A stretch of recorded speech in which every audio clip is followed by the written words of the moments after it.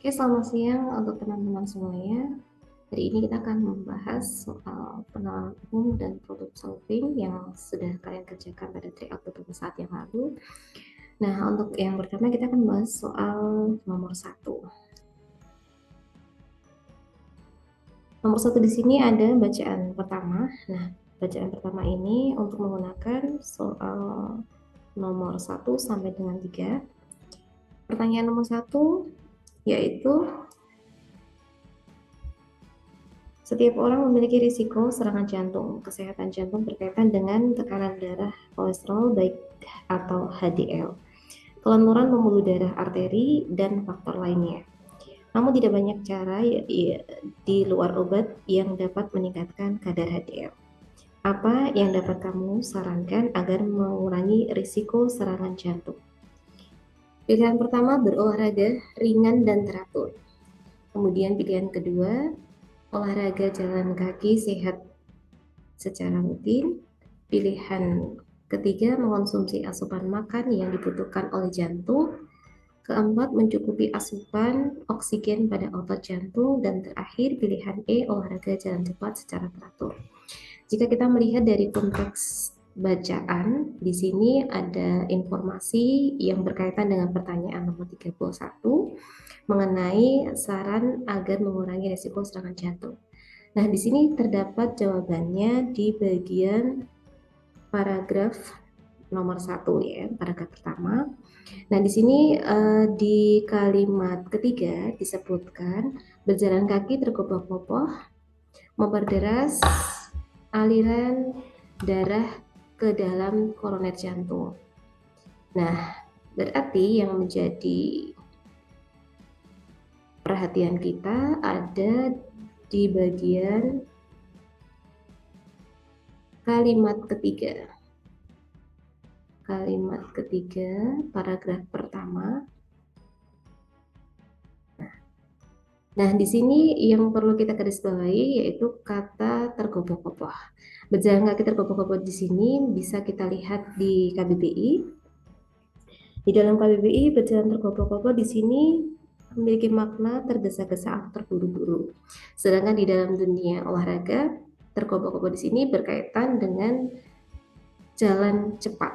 Nah, jalan cepat bisa dilihat referensi melalui bidang olahraga. Jalan tergopoh-gopoh itu sama dengan jalan cepat. Nah, berarti jawaban yang sesuai dengan konteks pertanyaannya adalah yang E.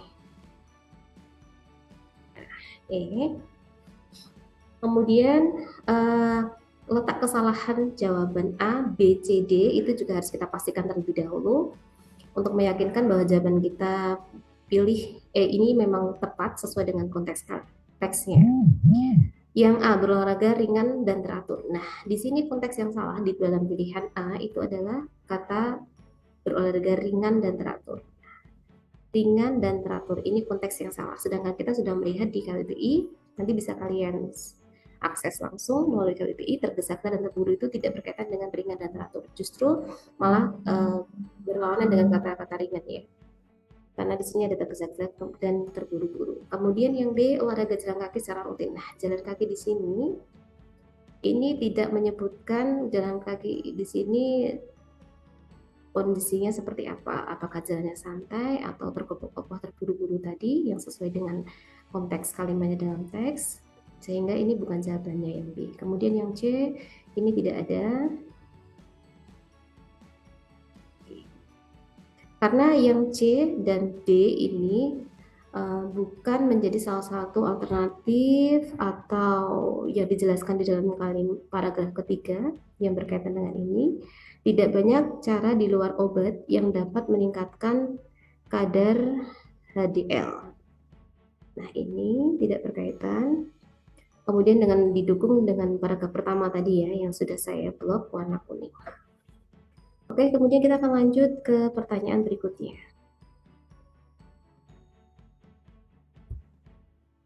Oke, selanjutnya kita akan membahas pertanyaan nomor 2, masih dalam teks bacaan yang sama. Nomor 2, ada pertanyaan, jika Pak Burhan memiliki riwayat tekanan darah tinggi, apa saran yang akan kamu berikan? Nah, mengenai riwayat tekanan darah tinggi ini, kita bisa langsung menuju ke paragraf kedua. Bukan hanya itu, kelenturan pembuluh darah arteri tubuh yang terlatih menguncup dan mengembang akan terbantu oleh mengejarnya otot-otot tubuh yang berada di sekitar dinding pembuluh darah sewaktu melakukan kegiatan berjalan kaki tergopoh-gopoh itu. Hasilnya, tekanan darah cenderung menjadi lebih rendah. Perlengketan antar sel darah yang bisa berakibat gumpalan bekuan darah penyumbat pembuluh juga akan berkurang. Nah, di dalam pertanyaan ini dibahas mengenai tekanan darah tinggi. Nah, saran apa yang akan kita berikan kepada Pak Burhan? Nah, jawabannya B. Pak Burhan dapat melakukan olahraga jalan tergopoh-gopoh agar tekanan darah lebih rendah sehingga gumpalan bekuan darah penyumbat darah berkurang. Ini berkaitan dengan paragraf kedua. Nah, ketika seseorang akan melakukan kegiatan berjalan tergopoh-gopoh itu akan cenderung menurunkan tekanan darah lebih rendah sehingga ketika Pak Burhan di sini memiliki riwayat tekanan darah rendah, beliau melakukan jalan kaki tergopoh-gopoh, akhirnya tekanan darahnya cenderung menjadi lebih rendah. Ini ya, seperti ini.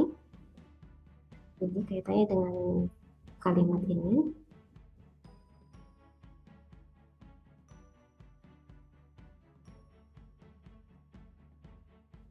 Oke.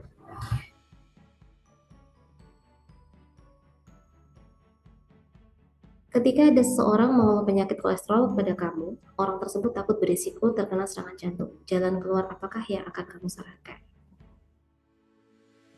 Berkaitan dengan kandungan kolesterol, kita dapat menuju ke paragraf terakhir. Berkaitan dengan kolesterol DHL, kolesterol baik, dan kolesterol jahat.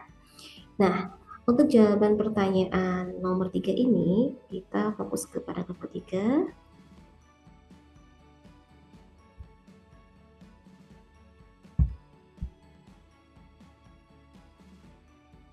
Jawabannya adalah B. Kenapa jawabannya B? Orang tersebut dapat berjalan tergopoh-gopoh agar meningkatkan kolesterol baik DHL sehingga meningkatkan respons penyerap kolesterol jahat. Nah, di sini disebutkan di bagian kalimat pertama. Lebih dari itu, kolesterol baik DHL yang bekerja sebagai respons penyerap kolesterol jahat LDL akan lebih meningkat dengan berjalan kaki tergopoh-gopoh. Tidak banyak cara di luar. Nah, ini ya. Ini sudah dijelaskan di kalimat pertama. Jadi ketika kolesterol kita melakukan jalan kaki tergopoh-gopoh itu akan membantu spons ini lebih menyerap kolesterol jahat, meningkatkan kinerja spons penyerap kolesterol. Nah, ini nomor 33B ini berkaitan dengan kalimat pertama paragraf ketiga. Nanti bisa kalian pahami lebih lanjut untuk kalimat ini. Oke, akan kita lanjutkan pertanyaan berikutnya. Selanjutnya kita membahas soal berikutnya pada bacaan kedua nomor 34.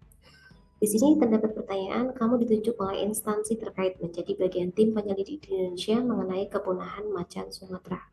Pernyataan yang tidak akan kamu sampaikan sebagai hasil identifikasi penyebabnya adalah, yang perlu kita garis bawahi di sini di dalam pertanyaannya terdapat kata tidak. Nah, terdapat kata tidak di sini berarti pernyataan yang tidak ditulis atau disampaikan dalam bacaan 2. Jawaban dari nomor 34 ini adalah B. Kepunahan harimau Sumatera karena ketidaksengajaan membunuh harimau yang dilatar belakangi konflik antara harimau dengan penduduk setempat. Kesalahan B di sini kenapa dia tidak termasuk sebagai penyebab kepunahan harimau Sumatera adalah kata ketidaksengajaan.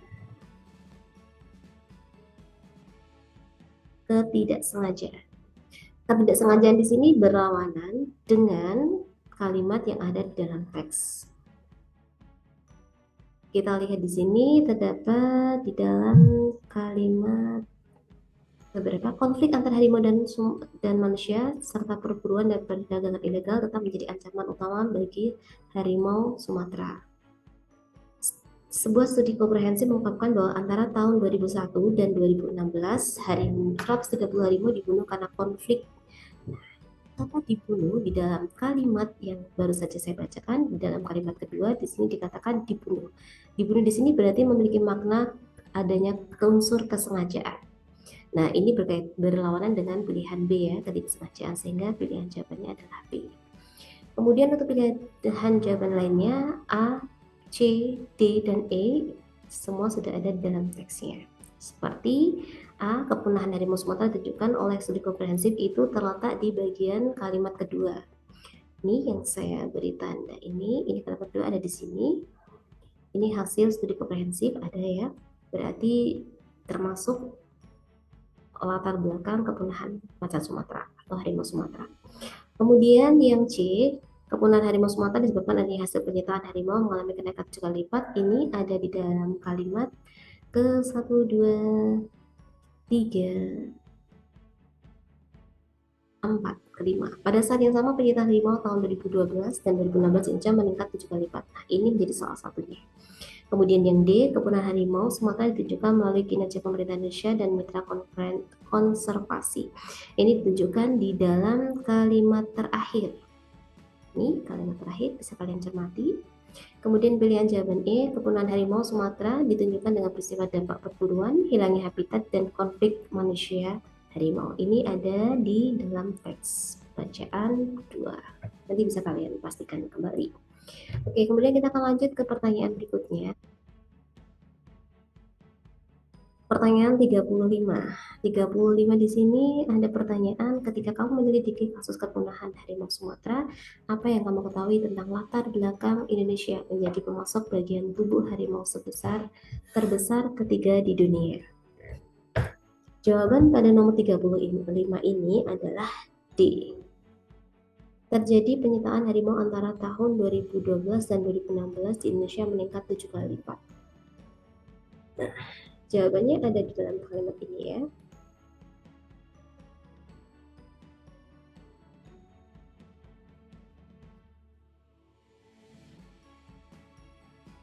Ini.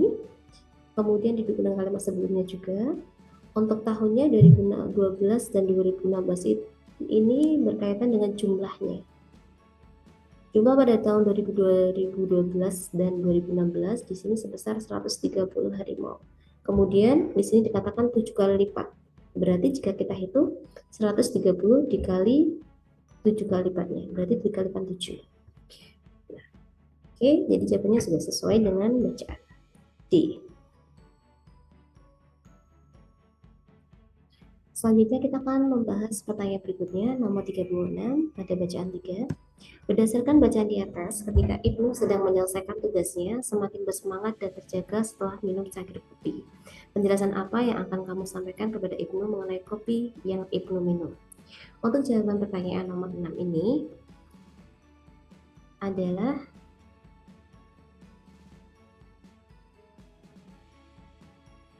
D. Penyebab Ibnu bersemangat dan terjaga karena kopi termasuk minuman psikostimulan. Ini berkaitan dengan pernyataan pada paragraf kedua.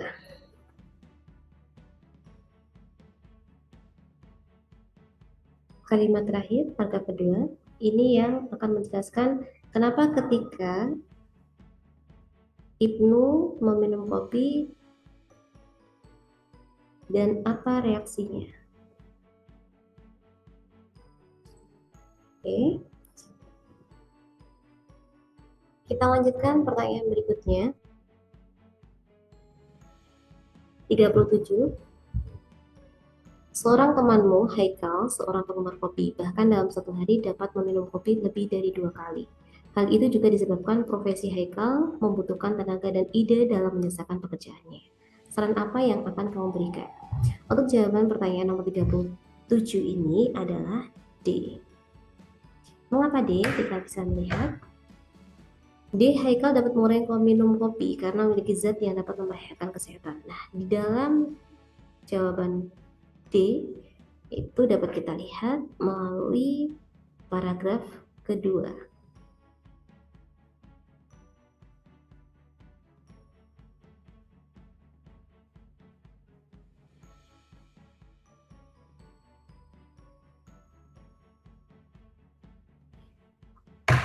Pernyataan dalam paragraf kedua di sini menyatakan di samping memiliki kandungan yang menguntungkan, kopi juga memiliki zat yang dapat membahayakan kesehatan, yaitu kandungan kafein dan asam organik yang tinggi. Sehingga untuk Haikal dapat disarankan mengurangi porsi kopi yang dia minum karena memiliki zat yang membahayakan kesehatan. Sesuai dengan pernyataan kalimat di dalam paragraf kedua. Bacaan di atas merupakan materi yang kamu sampaikan dalam sebuah simposium. Simpulan apa yang akan kamu sampaikan? Untuk jawaban nomor 38 ini kita bisa menjawab pilihan B. Badan Pusat Statistik BPS melaporkan jika ekonomi Indonesia mengalami peningkatan pasca pandemi. Simpulan berarti hasil akhir dari keseluruhan informasi yang disampaikan dalam sebuah teks. Kebetulan dalam teks ini terdiri dari 2 paragraf. Nah, hasil akhir di sini berarti informasi yang disampaikan di dalam paragraf pertama, kedua, dan ketiga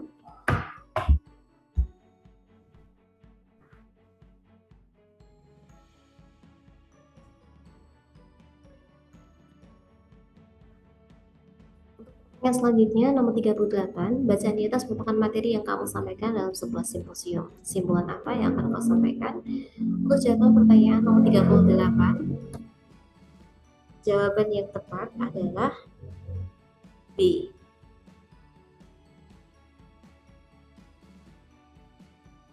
Badan Pusat Statistik BPS melaporkan jika ekonomi Indonesia mengalami peningkatan pasca pandemi. Nah, simpulan merupakan hasil akhir dari sebuah informasi. Dalam bacaan 4 ini terdapat 3 paragraf. Nah, sehingga hasil akhir dari informasi paragraf 1, 2, dan 3 itu mengenai laporan BPS terkait dengan ekonomi Indonesia mengalami peningkatan pasca pandemi. Kita bisa lihat di sini, di paragraf pertama di sini mengalami peningkatan. Kemudian di paragraf kedua menjadi pertanda baik. Ini ada di paragraf kedua kalimat pertama. Kemudian di paragraf terakhir juga disebutkan mengenai kenaikan. Seperti di paragraf ketiga kalimat terakhir.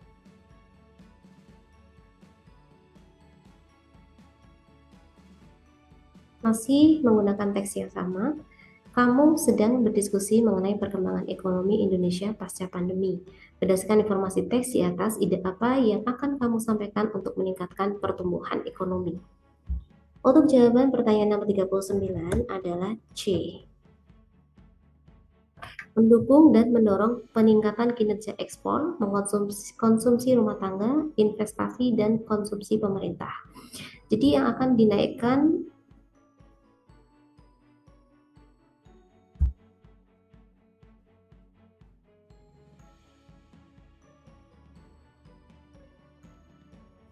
kita akan membahas soal berikutnya nomor 39. Kamu sedang berdiskusi mengenai pengembangan ekonomi Indonesia pasca pandemi. Berdasarkan informasi teks di atas, ide apa yang akan kamu sampaikan untuk meningkatkan pertumbuhan ekonomi? Jawaban nomor 39 adalah C.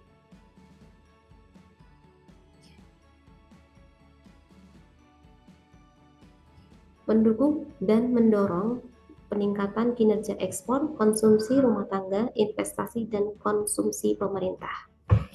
Mendukung dan mendorong peningkatan kinerja ekspor, konsumsi rumah tangga, investasi, dan konsumsi pemerintah ini dapat kita ambil dari 3 paragraf bacaan 4.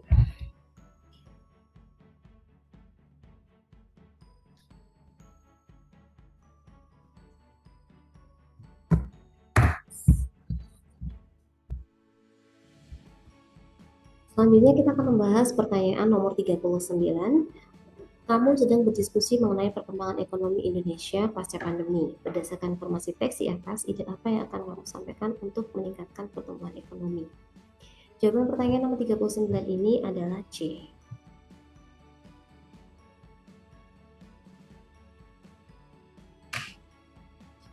Mendukung dan mendorong peningkatan kinerja ekspor, konsumsi rumah tangga, investasi, dan konsumsi pemerintah.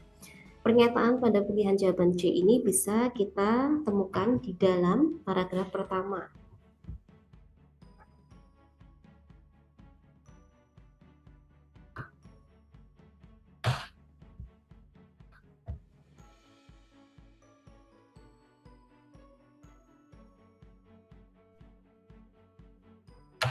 Sudah jelas ya?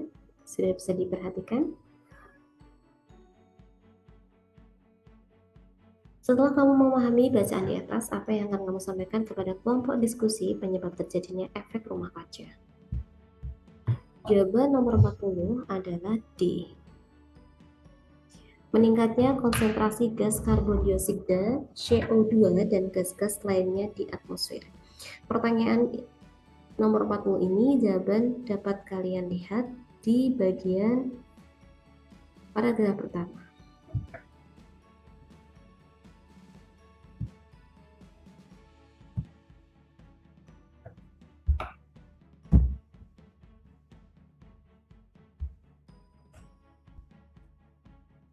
Selanjutnya kita akan bahas pertanyaan nomor 40. Setelah kamu memahami bacaan di atas, apa yang akan kamu sampaikan kepada kelompok diskusi penyebab terjadinya efek rumah kaca? Untuk pertanyaan nomor 40, jawabannya adalah D.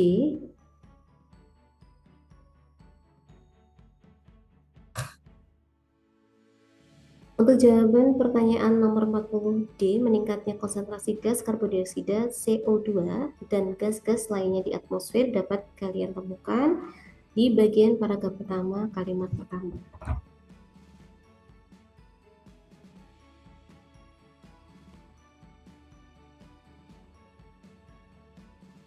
Berdasarkan bacaan di atas, Ahsan menyadari jika akhir-akhir ini cuaca sangat panas sehingga sering kegerahan. Ahsan menanyakan kepada kamu, apakah berkaitan dengan rumah kaca? Apa jawaban yang akan kamu sampaikan? Pertanyaan nomor 41 ini memiliki jawaban B. Mengapa B? Jawaban ini dapat kita lihat melalui bacaan 5 pada paragraf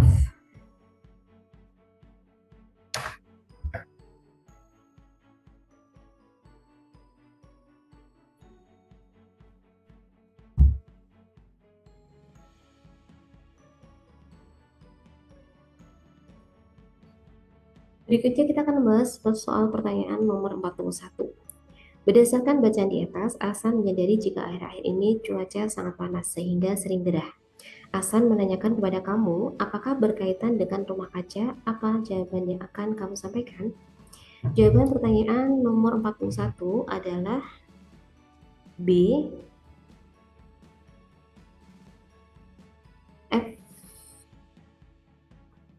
Efek rumah kaca dalam kondisi tidak normal menyebabkan meningkatnya suhu permukaan bumi. Pernyataan B ini dapat kalian lihat di paragraf ketiga. Paragraf ketiga, kalimat kedua. Meningkatnya suhu permukaan bumi akan mengakibatkan adanya perubahan iklim yang sangat ekstrim di bumi, sehingga sesuai dengan apa yang ditanyakan oleh Ahsan mengenai apa yang dialami akhir-akhir ini. 42. Salah satu teman kamu sedang mengidentifikasi efek rumah kaca. Pernyataan apa yang akan kamu sampaikan?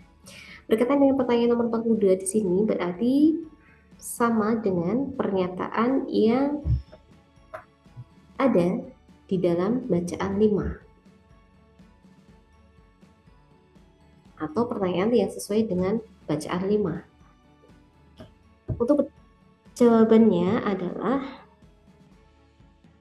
C. Pernyataan ini meningkatkan suhu permukaan bumi sehingga mengakibatkan perubahan iklim yang sangat ekstrim di bumi. Ini bisa kalian lihat di bagian paragraf ketiga, kalimat kedua. Oke, bisa kalian cermati. Selanjutnya kita akan menjawab pertanyaan nomor 43 sesuai dengan bacaan 6. Berdasarkan bacaan di atas, Raka yang memiliki kegemaran mengonsumsi buah tomat tidak mengerti cara menyimpan dengan benar. Apa saran yang kamu berikan? Untuk jawaban pertanyaan nomor 43, jawabannya adalah C.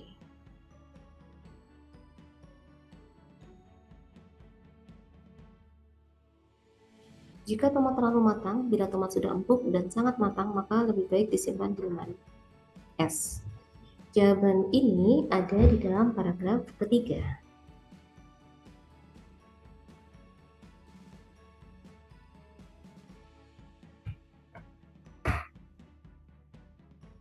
Untuk jawaban lain A, B, D, dan E itu tidak sesuai dengan teksnya.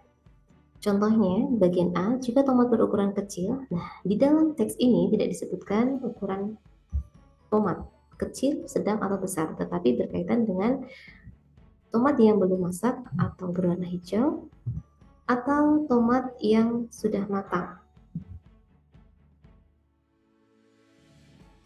Kemudian B, D, dan E bisa kalian lihat sendiri di sini apa yang tidak sesuai dengan teksnya. Sini kesalahannya, ini kesalahannya, tidak sesuai dengan teks. Kemudian yang D, kesalahannya ada pada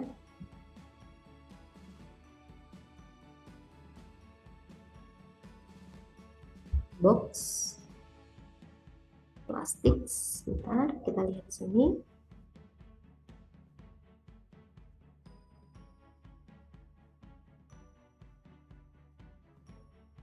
Di sini kotak kardus, sedangkan di sini box plastik. Kemudian yang E, simpan dengan cara berjajar. Di sini jangan ditumpuk agar tidak mudah matang.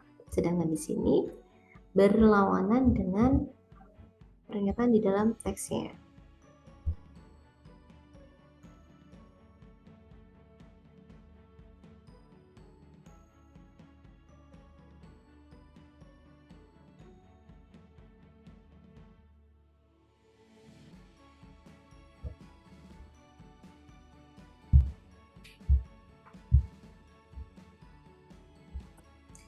Untuk pertanyaan berikutnya adalah nomor 43, bacaan 6. Berdasarkan bacaan di atas, Raka yang memiliki kegemaran mengkonsumsi buah tomat tidak mengerti cara menyimpan dengan benar. Apa saran yang kamu berikan? Untuk jawaban pertanyaan nomor 43 adalah C. Jika tomat terlalu matang, bila tomat sudah empuk dan sangat matang, maka lebih baik disimpan di lemari es. Pernyataannya sesuai dengan paragraf ketiga. Sedangkan pilihan jawaban yang lainnya itu tidak sesuai dengan pernyataan dalam teks. Yang pertama, kesalahannya adalah ukuran kecil. Kemudian yang B, kesalahannya adalah disimpan di suhu dingin. Sedangkan di sini adalah di suhu ruangan. Sedangkan yang D, simpan tomat. Nah, tomat di sini syarat disimpan di dalam kotak kardus atau letakkan dalam box plastik itu adalah tomat hijau. Sehingga di sini kurang jelas tomat yang disimpan itu indikasinya atau kriterianya apa. Sedangkan di sini tomat hijau atau jenis tomat yang masih hijau. Kemudian yang bagian E, jauhkan dari sinar matahari dan simpan dengan cara berjajar.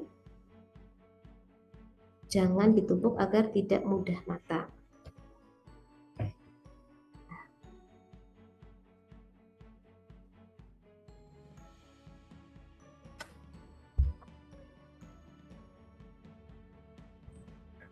Masih dengan bacaan 6. Kamu sedang melakukan penyuluhan kepada anak-anak usia SD. Salah satu anak kecil tersebut bertanya, tomat termasuk jenis buah atau sayur? Apa jawabannya akan kamu sampaikan? Nomor 34, jawabannya adalah C.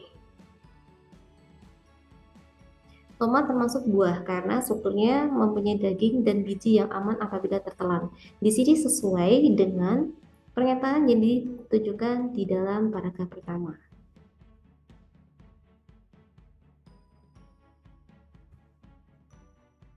Kemudian kenapa A, B, D, dan E bukan jawabannya? Nah, kita lihat kesalahan yang A. Jawaban A, tomat termasuk sayur karena salah satu fungsinya sebagai penyedap dalam masakan. Tidak ya? Sini tidak sesuai. Ini berlawanan dengan pernyataan ini. Nah, sebenarnya bukan karena termasuk sayur karena dapat digunakan sebagai penjaga makanan, tapi di sini ditentang. Di sini ada kata namun, di sini pertentangan. Kemudian yang B, tomat termasuk buah karena masih berkerabat dengan terung, kentang, dan paprika. Bukan karena berkerabat, tetapi karena lebih ke ciri-cirinya. Ciri-cirinya yang mempunyai daging dan biji yang aman apabila tertelan, tapi bukan karena kerabat. Kemudian yang D,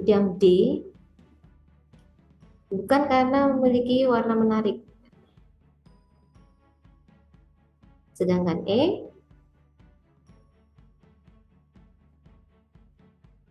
tidak sesuai dengan pernyataan kalimat nomor 2 paragraf 1. Pertanyaan nomor 45. Kamu sedang mempelajari pengetahuan tentang tomat. Informasi apa yang akan kamu sampaikan kepada teman kamu yang sedang mencari informasi mengenai tomat? Pertanyaan nomor 45 memiliki jawaban C. Cara menyimpan tomat matang, tomat yang menjelang matang atau sudah matang sebaiknya dicuci bersih dan disimpan di suhu ruangan. Pernyataan ini sesuai dengan kalimat pada paragraf ketiga.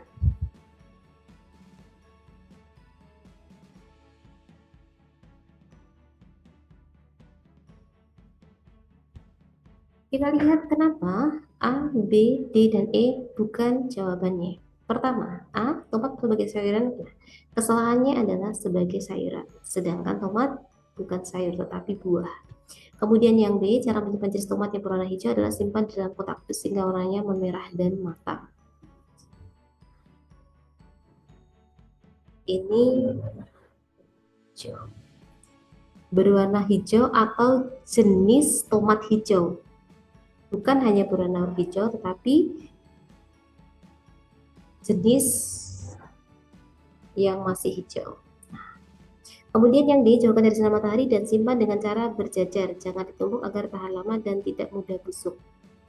Ini berkaitan dengan informasi di paragraf ketiga.